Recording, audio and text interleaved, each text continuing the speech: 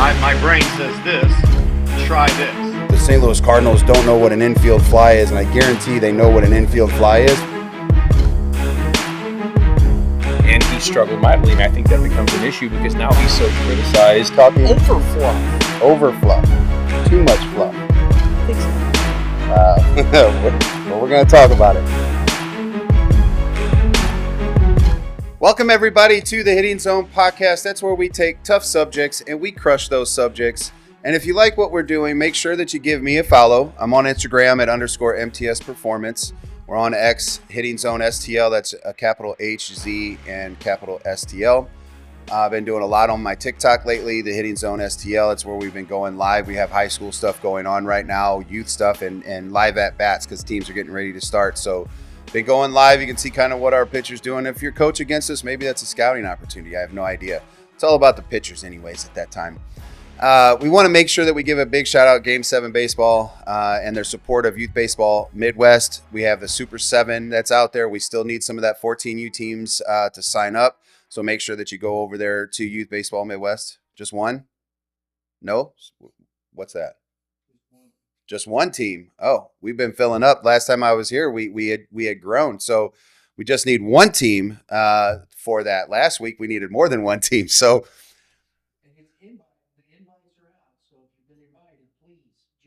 yeah, Brian said the invites are out there, so make sure that you fill that last spot. And big shout out to Prime Sports. Hey, Dave, you're getting called out right now by Brian getting RBC in there. What's going on? Make sure that you go to Prime Sports as well. 3 locations, Fenton, Chesterfield. The one out in St. Peter's is still closed, so make sure that you go to either Fenton and Chesterfield, put something on your hand if you want a new glove, batting gloves, test out a new bat. Otherwise, you can go online to order your gear or get your team set up in there. YBM Club, it's live, it's exclusive. We have available rankings, breakdowns, player spotlights. I'm on there. There's early access to some other stuff. There's community boards, discussion boards, and you can join now as legacy member. Pricing is still continued at youthbaseballmidwest.com, and make sure that you click that YBM Club tab to sign up. Make sure you also hit that follow out there when you're on this YouTube channel or notification so that you can get shows like this. We're doing a crossover today with Baseball 101 and Dave Wiggins. Dave Wiggins has been on the Hitting Zone podcast before. We've been on podcasts together with Brian. I'm excited about having a collegiate coach come on here and Coach Yeager, and we're going to let Coach Yeager introduce himself because everybody should know Coach Dave or Coach Wiggins. Coach Yeager, if you could introduce yourself, please, for our fans over here at the Hitting Zone. Yeah, for sure. My name is Mike Yeager. I'm the hitting coach at Johnson County Community College and the recruiting coordinator there. So been there, I think, going on 11 or 12 years now. And it's been a lot of fun. Very blessed to be where I'm at. And I appreciate you having me on the show. We were talking before the show. Are you from that area? I'm from north of the river over by the airport. So I grew up in about as north as the Kansas City limit goes. Not quite Smithville, but I'm about as close as you can get there. So I grew up right over there, kind of on the rural side of things in the Kansas City area. Yeah, I wanted to talk baseball, but now we're talking about one of my most favorite lakes to fish in Smithville and shoot harvest geese on. I don't want to get in trouble for using weird words on YouTube or whatnot. But you said that you were a Griffin, Missouri Western. So I was at Missouri Western when it was MWSC, Missouri Western State College. And I'm assuming that it was there as a university for you. Were you part of the group that was able to kind of start taking down and competing against Central Missouri? Because UCM would put it to us when I played. I was the year behind, but we did.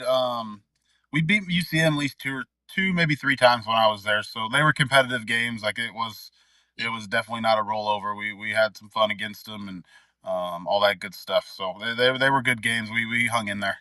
I don't want you to go look at the spring of '99 and see that they beat us by like 20. It was our first year in Division II, our second year in Division II, and we were 10-40 something the freshman year, and then Buzz had come in our junior year and kind of flipped that program immediately when you had Coach Buzz.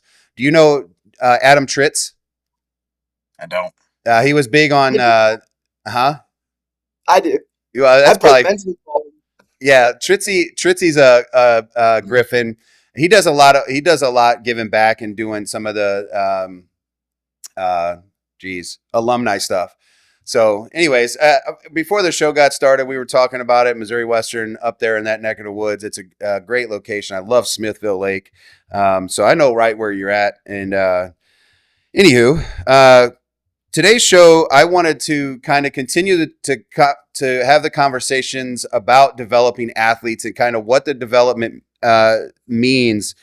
And it's been kind of consistent when we talk about development on who needs to be responsible for developing and things like that. And I kind of the consensus is the time spent playing this game or practicing this game is really kind of what development has been. And so I wanted to lead into my first question being, are we actually building our athletes? Are we just kind of making marketing material around our athletes? And what I mean by that is, if development is such a priority in today's games, are we really measuring that by like our tournament rings and how cool our jerseys look, the roster size, versus actually dealing with things that we should be measuring and building these athletes on and creating these individual plans? And so I've always wanted to know the question as a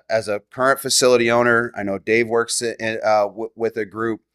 Are we actually, and this is as a community, not you specifically and what you're dealing with, but as a community, are we really developing athletes? Are we just developing more marketing material to sell roster spots? Yeah, are you asking me? Yep, any one of you. I would ask. I'm assuming you first because you've been obviously. I probably should have just said that lesson learned. I'll fix it next time. I'll specifically say one of you two. It's like you're playing three-way catch. You've got that's the ball, right? Coach wasn't looking. Yeah, I got you. I like that, Dave. We have these conversations daily in our club about what is development and how can we continue to enhance our ability to develop our athletes with a game that's ever changing. That the better, stronger, faster athlete is not only getting more opportunities, but seeing more success because of how developed they are physically, not necessarily baseball skill wise. So I think there's two different buckets there. There's the development as an athlete, and then there's the development as a baseball player, right? And I think certain people can become enamored with one and not the other. And they can kind of just see and believe, well, he's a really good athlete. He has a high exit velocity. He throws the ball fast. He runs fast. Of course, he's going to be good at playing this game. Well, that's not always the case, right? You have to have both.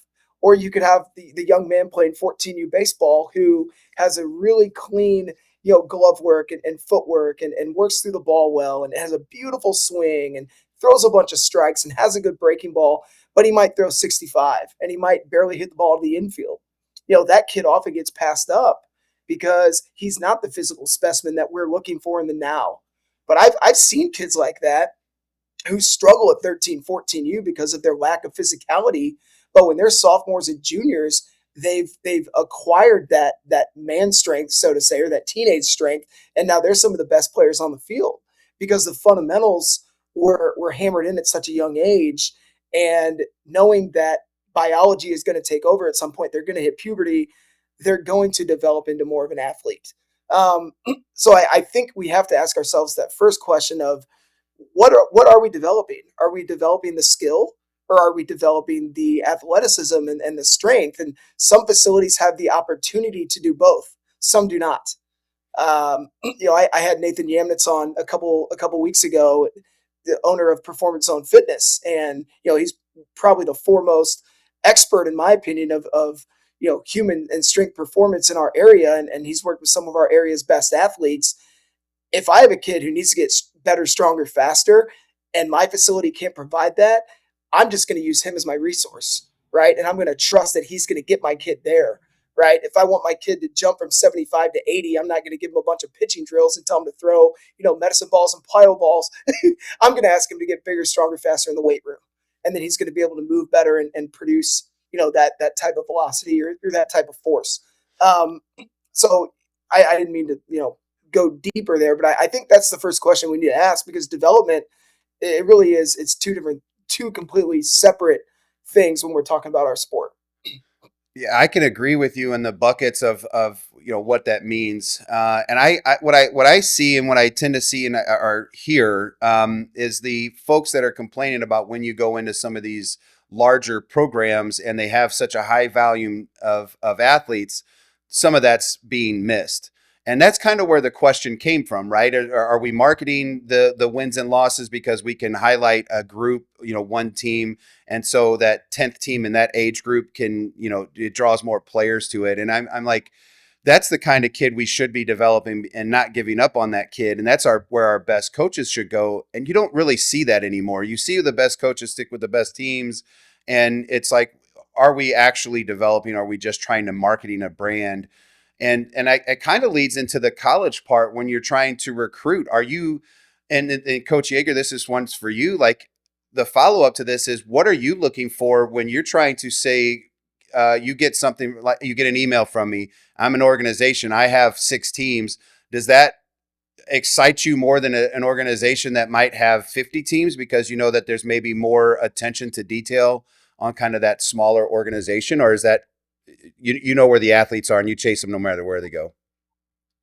Man, so the way recruiting kind of goes, and being in the Kansas City area, I'm blessed, so I get to see everybody's best teams all the time up at Creekside home field, all that stuff. So I'm very blessed there. But as far as in general goes, it's definitely, there's certain organizations that put in time to actually develop the kid, and it's not just a like a giant camp type atmosphere at practice where they're running through 50 kids and just trying to get reps in to make everybody happy, stuff like that. So there are definitely the organizations that do that, and the ones that don't. So that makes a big factor in recruiting. And as far as what I'm looking for, it's being at a 2-year college. There are a lot of guys that I see that I would say, hey, I would definitely recruit him if I was a 4-year, but he's going to be good, but I need him to be good next year or he's not going to be happy. So he may not be a fit. And that's not anything against, I was not a guy with tools like growing up. I had a good arm. That's about it. So man, I may have fell in that category, but it's just kind of the way of the land now where kids, if they don't play immediately, they ain't going to be happy, especially at junior college. So I need to find the guy who's ready to step in and compete day one. And sometimes I do chase tools more than I usually typically would, but I try to balance it out where I'll get some dirt bags and some grinders and maybe some lesser tools as long as they show some in-game success and stuff like that. And then you got a few guys who you take some chances on tools wise, just because, man, you can work with a guy who can throw 95 from the outfield, hit the ball 100 miles an hour consistently. Like, you got to think you think enough of me. I think enough of myself as a coach where I hope I can make that guy good and figure out what clicks for him. So there's levels to it all, but there's definitely some organizations that do it a little. I don't want to say better, but do a little more college readiness in mind than some others. Yeah, I get asked those questions now because I'm getting out of the team sports setting and I'm just going to coach a team inside of an organization, and so I'm not running one anymore. So I'm not responsible for the development of those programs, like you said, in the camp style or whether or not I believe it's my job as the coach to put my team in the best position to be successful. So I don't want to rely on the 6 or 8 week generic training program, which seems to, I think, really bother me. Because I think it's just eyewash, or for people to say, oh, you get this and I get to wear that jersey, and it's just like, I don't think we're developing kids enough to be prepared to go play college baseball for somebody like you or a winning program, because we're not even teaching kids how to win. And that it's kind of where that question comes from, is what are we actually doing as a community? Because there's some very good baseball programs that players, excuse me, that kind of get lost in some of these larger organizations because they're drinking the Kool-Aid, if you will, and they need to get out of there and start investing in the name on the back instead of investing on the name of the jersey. And I believe the return on the investment is what the player's putting in, at least nowadays. Am I accurate in saying that, like, that's the best? Coach Yeager, you could start with that first, is that you would like to see the kid that's investing in himself, the kid that's got 5 days a week, got a plan? Are you still looking for the kid that just shows up to lessons once a week? I know you know this because you're asking questions. Oh yeah, You definitely want the kid who's invested because college baseball isn't a joke. Even in junior college, it's a job. It's 5 days a week. You're putting an effort, even more so in junior college, honestly, where and we don't have those limit restrictions. We don't abuse that by any means, but man, you're gonna get after it. We kind of have an agreement of, man, if you guys bust your butts 5 days a week, we won't practice on the weekend. But if you don't, we're gonna practice on the weekend. So they kind of get that choice, and guys need to come in with that mindset. And those are always the ones that do the best because I know a lot of places think because they win that they're winners, but that's not really how it works. In the club ball scene and stuff like that, there are some teams that are just going to be way more talented than others, and they're going to win more than they lose. But it doesn't mean they play to win. They know how to win. There's just different levels to it where everybody at the college level, no matter what level, junior college, Division 1, 2, 3, NAI, all of it, man, you're facing grown men in some capacity. You're facing guys who've done it before in some capacity. You're facing guys who do know how to win and know that's what drives them. So there's definitely the recruiting process has definitely changed where we do a lot more background check. We check with high schools and club coaches. We check on stats. We check on little things like stolen bases. We check on sacrifices, stuff like that just show, man, they have the willingness to win. They've been taught how to win. Because there is levels to it. Just because you win doesn't mean you're a winner. It's tough to explain to kids, but it's just how it is. Where sometimes you just happen to be on a really good team. So it's also subjective now, and everybody has their own thing they look for in a program and what they're recruiting. And we definitely are big on winners win in our program. So we definitely teach them how to win early and the expectations of how to win and just how you carry yourself as a winner, stuff like that. So. Dave, do you see this like in because you're in both the kind of you're around youth baseball, like grade school, middle school, and in the high school levels, to where like the club ball scene, when you talk about winners winning versus teams that are winning teams, and you're just kind of a product of your surroundings. They don't know how to win. You get to high school, and some of these kids get exposed because bunt defense matters. The ability to bunt the baseball matters. And Coach Yeager talked about it, the sacrifice bunt. They're looking for some of these small details, the ability to hit and run, the stuff like that. Like this is how I tell people all the time, college and high school coaches do not cut you because you're not good. They cut you because you're deficient in what their program needs. And so they get paid to do this. So it's not that you're overweight. It's not that you're too small. It's that you can't do nothing with your weight, and you can't do nothing with your how small you are. You can't run. You can't, whatever. Do you see the large gap? Like, because to me, I'm already teaching my 9U team how to bunt, and I'm already teaching them how to try to play bunt defense. And I doubt we'll ever see anybody bunt at 9U. But I feel if I can just start implementing it in a small setting, that at some point by 12, 13U, we can be a team that can bunt. If we happen to get bunted on because we're in a championship game and that's when all it matters. Like, I just want my kids prepared for high school. And I'm sure you can agree, like that's what your goal is to prepare them for high school and then prepare them for guys like Coach Yeager, right? Yeah, I mean, you're you're describing what winning baseball is. You're describing how to win, right? How to win isn't just going up to the plate and hitting a 90-mile-an-hour fastball into the gap for a double, right? And you see that you see that a lot in the summertime. You see that a lot in especially in youth ball with the bats that these kids swing now. They're able to get away with a lot more with how hot these bats are. The 13U team I have, we work on bunting every practice. We work on getting hit by the pitch every practice. We work on little things that no one really cares about, when it comes to what's a hype post on Instagram or Twitter, right? No, we're working on how can we win when we go up against a 13-year-old that's touching 80 and we're not going to hit him. How can we score a run? How can we get a guy on base? When we get on base, how can we put pressure on the defense? Little things like that where, I just got done coaching 17U summer ball and I had an immensely talented team. I didn't coach them nearly as hard in the summer on the game within the game as I did my high school team at Webster last year because I wasn't trying to win every game in the summer. If I was trying to win every game in the summer, I would have batted 9 instead of 11. I would have bunted in bunt situations. But my guys are trying to get recruited by coaches like Coach Yeager, right? Maybe a Brady Tanner, he's going to show Coach Yeager a bunt base hit down the line. He's going to show his foot speed down the line. But I'm not going to do that with an Andon Hyde. I'm going to let an Andon Hyde swing the bat, right? So it's understanding and knowing what is the goal for summer baseball versus what's the goal in high school baseball. The goal in high school baseball is to win, and to win late in the season. The goal in summer baseball, especially at the 15, 16, 17U level, is show these kids how to get recruited, how to be players that get recruited. And different tools, are more attractive to different coaches. And knowing, the 5 or 6 coaches that are there to watch that game, and they're watching this one player, what do they want to see out of this guy? I guarantee you they want to see him hard out of the box, no matter how slow or fast he is. They want to see how quick he gets out of the box. They got a stopwatch on him, right? They want to see, does he hustle to his position in between innings? Does he take ground balls in between innings and make game-like throws, or does he just field it, flip it up, and toss it over to first base? If they're watching a catcher, does he receive every baseball that doesn't hit the ground? It's little things like that where if we can start to instill that from a younger age in the club setting, it not only makes better baseball players, but it does prepare them for when it actually matters and when eyes actually are on them. But to go with the when you brought up developing versus just being really talented, like there are organizations in our country, USA Prime, Wow Factor, East Coast Sox.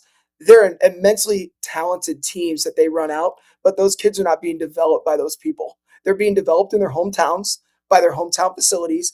And then they've been collected as talented players to go play big time travel tournaments. That's not development in my opinion. That's showcase baseball, right? If you are collecting talent that you're not home growing, you're not developing. You have to home grow your talent to say that you're a developmental organization. And that's on us as clubs to own that. Like, do we have a 14U team that played together when they were 9 years old and then 10 years old and then 11 years old? Did they play rec ball at 9? Did they play double A at 11? Are they playing major at 14? That's the goal, right? Can I be playing my best baseball against the best competition possible before I get to high school, no matter what level I started at when I was 9 or 10?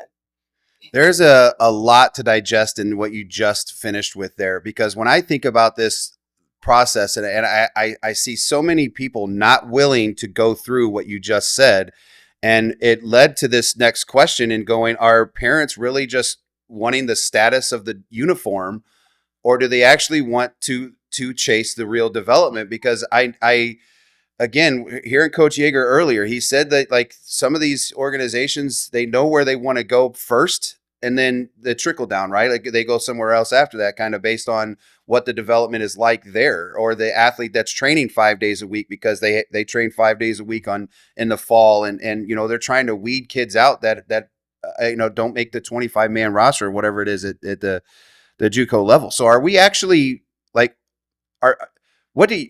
in my case, I see parents chasing a lot of what's across the front of the chest. Like that's some sort of status versus the development that you just talked about. Do you see that here, Coach Dave, in your setting?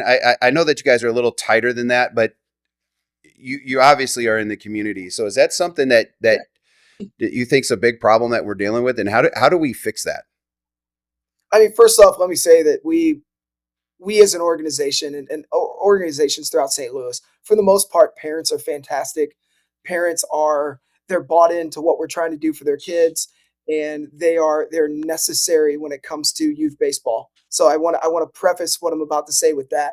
There are certain instances where we have had parents be upset that their young man is not on our top team, that he's not on our top team, he should be on our top team, and we've made a mistake as evaluators, and Johnny should be on the top team.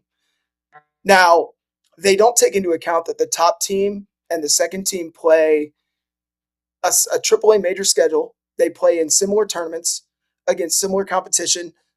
They're coached by qualified coaches. And the fact that their son is on that second team allows him to be the starting shortstop instead of the backup second baseman, the 2-hole hitter instead of the 10 hitter who's on the bench every other game. And we get lost in the status and my kid's on the top team in that organization, right? Or my kid is on the national team. He's not on the American team. It's nicer to say, it's easier to say in a conversation with someone else, whose kid might be on the national team in another organization. It's harder to say, well, my kid's on the B team, but I mean, I had a talk with Coach Gurno at McHenry. Coach Gurno chose to be on our B team at 17U. because Tanner Murphy was our top team catcher, and Tanner Murphy was a 3rd-round draft pick.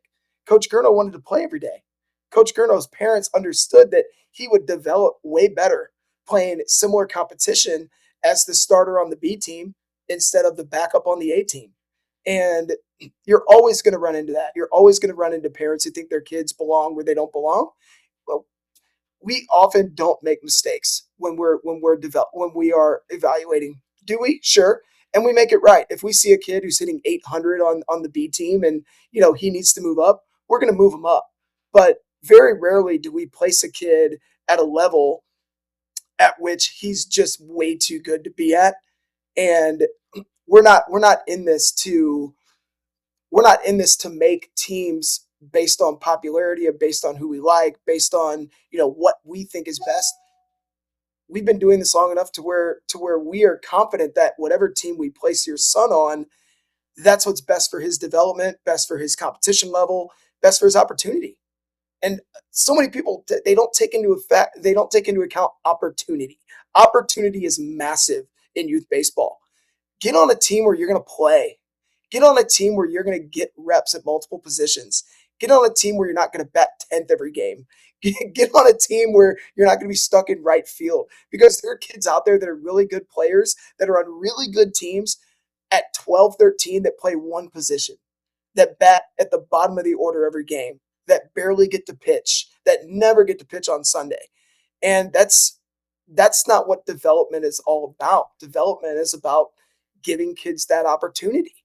Yeah. So, that kid ends up being unhappy, or that parent, I should say. The kid might not be unhappy, but the parent's unhappy about that.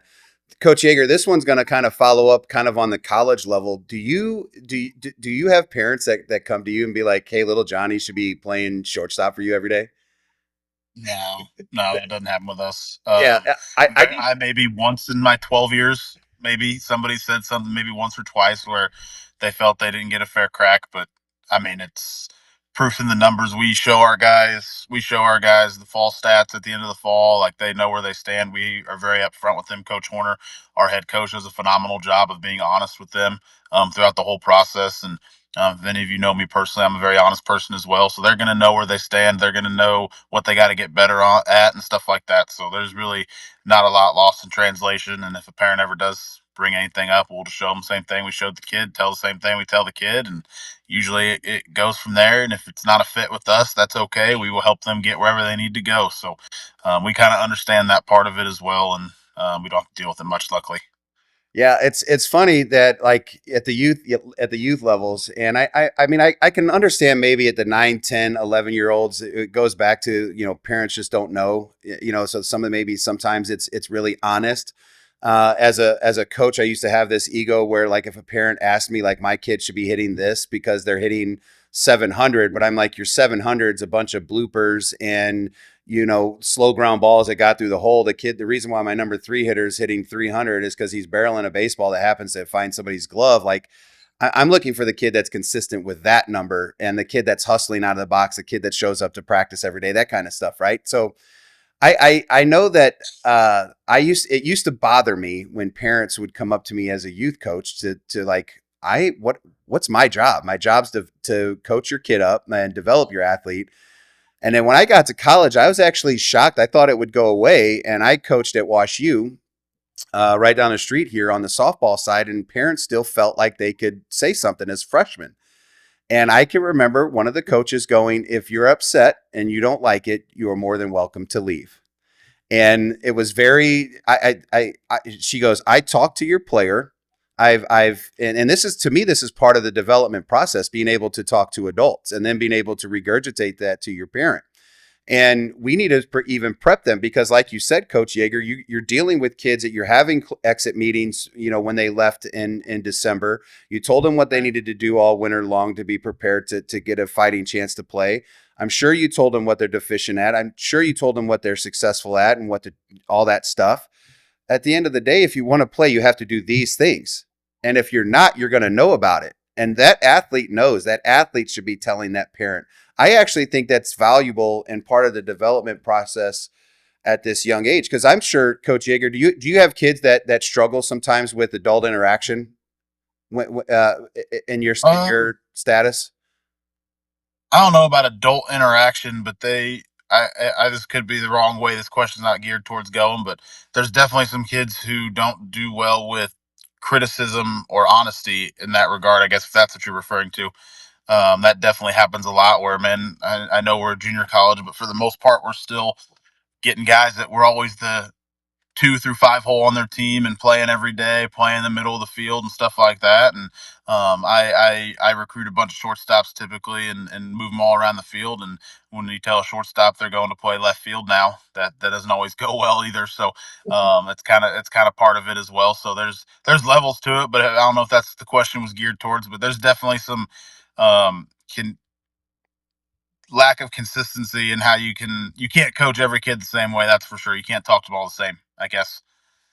Yeah, and I'm sure Coach Dave could attest to this on the youth side. Like, you get a 13-year-old kid, and you're going to ask a tough, maybe they ask a tough question to you, and you to give a tough answer. They go back to their parent, not saying the same stuff, and you're assuming that that's happening because they don't want to let the parent down, and so the parent then comes to address you. I'm like, nope, we're addressing this together, and I want to make it uncomfortable because that young person needs to know how to deal with adversity. And I feel like this is part of that process. Dave, do you have that in your program too? Yeah, I think as an organization, we need to do a solid job of communicating with parents.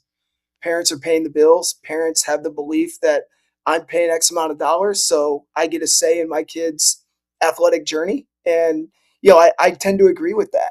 Right? They're investing in us to not only develop their child, but also give them a positive experience on the baseball diamond. So although once they get to be about 13, I start to really encourage them, the parents, to encourage their children to have the conversations with us as a coaching staff before they go to mom and dad. And we'll talk to the boys about that. Hey, if you have a problem with where you're hitting in the lineup, or you're on the bench this game, or you're not getting the innings you want, come talk to me. Let's have a conversation. I believe that stats tell a big story. I don't believe in shutting off stats. I think stats should be easily accessible. I have no problem if Mary, mom of Johnny, knows Timmy's stats. I couldn't care less, because I am going to use that as my reason for why your son is the 10th player, or why your son's hitting 3 hole and the other one's hitting 7th. Because in my opinion, the players that produce more need to get the most opportunities, especially in a competitive setting. Especially if I'm coaching our top team, my goal is to develop, but my goal is also to keep the level of competition extremely high. And if there's a player on that team that can handle that, or there's a family on the team that can handle it, that's why we have a B team. That's why we have a C team. And that could be a better opportunity for them. But yeah, we're always encouraging our kids to talk to us first and to have tough conversations. And some of them struggle with it, right? Coach Yeager might not have as big an issue with talking to an 18 or 19-year-old because they've had to do it a while. But when you ask a 13-year-old, why were you hanging your head today? And he looks you dead in the eye and says, well, I sat 3 innings in a row. That's not easy for that kid to look an adult in the eyes and say. To him that might sound selfish, but to me, I have to be open and understanding. And I've asked him to communicate with me. I cannot then turn around and be rude back. I've got to be loving. I've got to be kind, and I've got to give him a thoughtful response. My response can't be, well, yeah, it was your 3 innings to sit, dude. Get over it. No, I'm going to give you a reason for why you sat, and then I'm going to give you a reason for how you can better yourself as a player, as an individual, to not have to sit as often. And I think that's what we sometimes as club coaches miss. I'm a varsity high school baseball coach. Do I owe my players and parents explanations for why their kids are playing? Absolutely not. Absolutely not. I'll give the player those explanations because I feel like I have a good rapport with my kids. But when I'm in the club setting, I believe I do owe them explanations. They're paying money. They're expecting me to communicate and to develop. And if I don't, guess what? They're going to walk out the door and go somewhere else. And we are in a business. This is how I put food on my family's on my family's table. I can't lose kids because I'm a bad communicator. That's just my thought.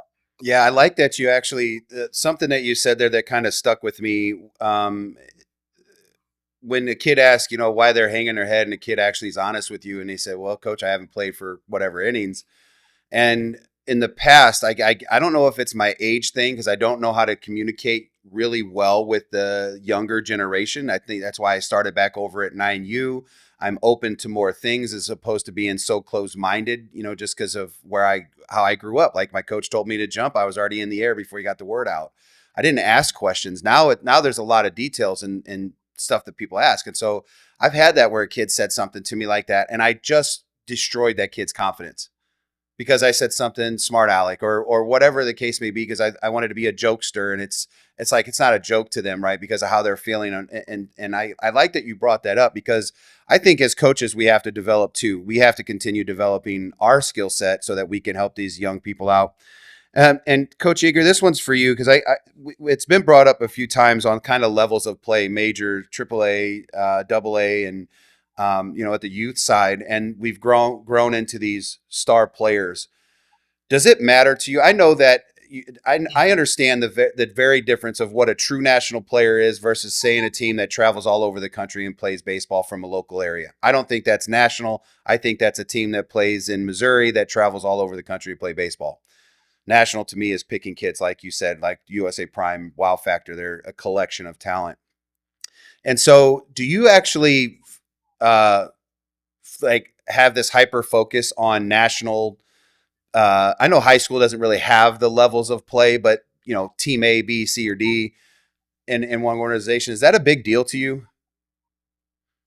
I mean, no. I'm watching them play versus the same competition. Ideally, at most tournaments I go to, like I I typically like to watch guys in the summer as much as possible because you know exactly who they're playing. Where high school baseball coaches, can be very hit or miss on who their opponent's going to be that day. So when you get time in the spring, unfortunately, with high school plays in the spring, so I may only be able to go see them play once a month, and they happen to be playing the worst team in the district. I probably didn't learn much about him that day. So I do value seeing those guys in those national teams just because I know they're playing good competition. So to that level extent, yes, it does create a factor in my recruiting. On the flip side, though, like if a guy's on a B team and he's in a big tournament and he's going off, I don't care if he's on the B team and he's not on the team with all the SEC commits. I couldn't give a dang less. I want guys who know how to win, guys who compete, stuff like that. So, man, the A, B, or whatever doesn't really make a difference to me as long as they're showing out. And now if they're hitting 9-hole on the B team and they have a really good game, I may ask some more questions to the coach and make sure I see them again, of course. But yeah, I mean, it's other than that, it's the minimal on my regard. And the more so I end up recruiting guys on the A team more so because I've dealt with that coach before. I trust that coach. Guys like Coach Wiggins, who I take his word, and I run with it. So there's levels to it in that regard as well. And the same thing with certain organizations, not just A, B team, where there are guys you just trust and they're going to shoot you straight, good, bad, or indifferent. If I like a kid and it's not a kid that can play for me, coaches like Coach Wiggins will tell me that. So there's value in that as well. Man, all I can hear is how hard you have to work to go play at your college. That's all I can hear is how hard it is. Really hear Coach, because for those who don't know, Johnson County is the premier destination for junior college baseball in the Midwest. They're a perennial contender. They pump out power forward player after power forward player, draft picks. Like, this is not, oh yeah, my son wants to play right away, so he's going to go to Johnson County. And Coach Yeager even explained that. He's like, you might not be a good fit for us because you want to play right away. You might have a better chance playing right away at this smaller 4-year. So this is gold. This is good. Yeah, that we're gonna end with that.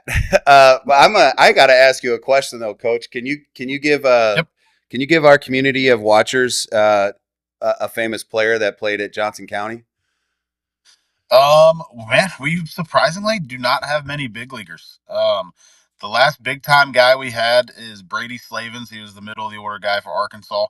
He was with us during COVID. He had 14 home runs in 20 games played. If that tells you how good he was for us, before the season got shut down, he would have set some serious records. He had the most bat speed combined with time in the zone that I have seen, and it was a controlled bat speed. It wasn't like spinning out and stuff like that. Like that combination of things is really, really crazy. And then I got another couple guys who kind of fit that same mold this year. We're swinging it really well to start the year. So we got a couple guys who I think are going to go play what I call big boy baseball and have a chance to do some stuff. We got a couple pitchers rehabbing too that I think have a chance to make it to the big leagues as well. So we're starting to get some of those kind of guys. But to be honest, man, we have not had many big leaguers, which is kind of crazy. My buddy that coaches at another college gives me crap all the time because everybody in our conference has big leaguers, and he's like, "You guys win conference, but you don't have any big leaguers." I'm like, "Man, I don't know what to tell you." I want to. We're trying. Well, it's just, I mean, after that, it comes down to other things. One of the things that stuck with me is University of Michigan's head coaches. I don't want a kid I'll take a kid that has 85 in potential as a freshman versus a kid that throws 90 something is max effort, because that kid really never grows in 4 years, where the kid that's 85 has all this room to grow because of size and stuff like that. And sometimes that's not the guy that you have or you need, or you can take a flyer on all the time. Maybe he's the last roster spot. I don't know. Obviously, you're not going to turn down talent and potential, but you don't really have 2 years to really work with anybody from kind of what you were expressing. Am I accurate in saying that? Yeah, I mean, it's the timelines get shorter and shorter to work with guys. So we get our guys very first day we're allowed to be there in August. We get them there, so we get development because, like you guys kind of said, with the clubs going hit or miss and on if they develop and stuff, I assume they know nothing. So man, we do the most elementary stuff to start off that you would be amazed. You're like, I do this with my 9-year-old. Yeah, man, well, we do it too, and only difference is they maybe get yelled at a little more if they don't do it with us. But Choice words. and we well my thing is if I never teach them, then I should not assume they did it. So like we run contact play a lot. This happened last week, so I bring it up. We run contact play a lot, and we had a trail runner in this scenario. So we ran contact play, and it was a ball in the 6 hole. The shortstop ended up getting it. So we always tell our guy at second, hey, make sure we replace the guy at third. Well, that ball in the 6 hole is the exception, and he kept rolling through it instead of shutting it down. And I wanted to get mad. I'm like, man, you know what? I never taught him. I never taught our guys that. I need to go back and discuss this with them and let them know, hey, yes, we want to be aggressive right there, but if we see in the 6 hole we have time to shut down, let's make them make the play across the field and see if we can get a runner there. So like stuff like that, like if I don't go over it, I don't have a right to hold them to that standard or hold them accountable for it because they've never been taught. I can't assume they taught it. And this kid happened to come from a Division 1, and so in my mind I would assume he would know that. But again, he didn't, and I didn't teach him it. So who am I to get mad at him for not knowing? You know what I mean? So Yep. that's why we play good preseason schedules, our pre-conference schedule as well. So those situations happen and we can learn from it. So it all goes hand in hand, but you got to really break things down a lot more than you used to as far as just understanding that they do. Because man, when I grew up, we all watched baseball. We all watched Sunday Night Baseball. We all knew who did what, and you watched the top 10 plays, and that just doesn't happen as much anymore. And it's nobody's fault. It's just not what's done anymore. So we assume that, and we teach them baseball's not just the highlight reels. It's the little things and stuff like that. So it's all different now, but it's not necessarily bad or the kid's fault. It's just different. It's just different. I like that you say it's just different because, man, I'm like, you guys need to watch baseball. You need to do this because man, just go to work. That's all I am hearing from this conversation today is go to work. And it's just going to work. You can't get good at your job without going to work every single day. And if you're a salesperson and you're great at your job and you're making lots of money, you couldn't do that one day a week. I try to express that to people and parents. It's like, you have to understand if your goal really is to play college baseball, you actually have to play catch every day. You don't have to work this detailed, strenuous schedule, like maybe you have at college, but you do need to play catch every day. You do need to take some sort of dry rep every day, some mental reps every day. Maybe it's journaling. Maybe it's finding a way to learn how to play the game a little bit differently. Coach Yeager, I'm going to ask you this before we go. Are you looking for any 2026s? Always. Anything specific? No, not really. We got kind of a good base of like, we feel like we're depth. We all use middle of the field guys and always arms, stuff like that, but nothing always super arms. specific. My 9U team needs arms. Yeah. They've got two of the better 2026s in our area in Justin Denninger and Brennan Pyle on the way there in the fall. So there you go. Middle guy to pitch it right there. Yeah, guy. Brennan Pyle. I love Brennan Pyle, by the way. He's one of my favorites. Just great kid. I'll actually probably see him next week. They use our space for when weather gets bad for West. So Anywho, how can we get a hold of you? Email. So if anybody's got a 2026 or 27 or whatever, how can we get you? Email, Instagram. How can we get a hold of you? Email. So I have an Instagram that's Johnson County, but I would be lying if I told you I remember to check it more than once a week or a month or whatever. So, definitely email, and Coach Wiggins has my number. If you need my number for anything, feel free to get that from Coach. But just emails and stuff like that, and videos and all that stuff is good, and stats are good too, but not necessarily necessary, because if he looks interesting, I'm going to call you regardless. So usually that's enough. Are we good with putting, I'm assuming you have a Twitter, so are you good with us putting the Twitter handle down and your email kind of in our show? Perfect. Yep. Coach Yeager, I appreciate it. Coach Dave, this has been great. It's a baseball 101. You got something? Yeah, I just want everyone to know we're gonna switch gears to baseball 101. Yep. And we'll have Coach Yeager. We'll stay on and we'll talk more about the junior college landscape. Yep. So I'm excited about the crossover today between my show and then baseball 101. And we're going to talk about the college scene. It's kind of it's a perfect segue into the crossover, if you will. Coach Yeager, I appreciate it, man. Thanks for taking time out of your day. And Coach Wiggins, I'll see you in a few. Yes, sir.